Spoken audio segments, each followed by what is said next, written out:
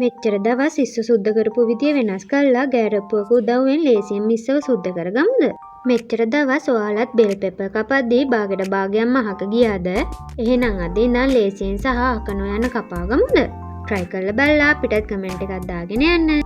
කෝ බලන්න මාළු සුද්ධ කරන්න අකමැති අය. එහෙනම් චොප්ස්ටික් එකක් අරන් ලේසියෙන්ම මාළු සුද්ධ කරගන්නකෝ. ඔයාලට හිතුණද ගෑරප්පුවකින් ඉක්මනට ලේසියෙන් ලීක්ස් කපා ගන්න පුළුවන් වෙයි කියලා? පුළුවන් try කරලා බලන්නකෝ.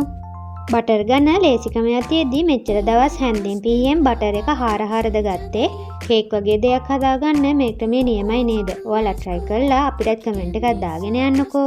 සෝයා සෝස් පොල් තේ ගෙනල්ලා ඔයාලත් මේ පුංචි කෑල්ල විසි කරාද? මෙච්චර දවස් දැනන් හිටියේ නෑ නේද? ඒක මෙච්චර ප්‍රයෝජනවත් දෙයක් කියලා. එහෙනම් ආයෙ විසි නොකර ප්‍රයෝජනට අරන් බලන්නකෝ. අල්මාරිය කොච්චර රස් කරත් හැඩි වෙලාද?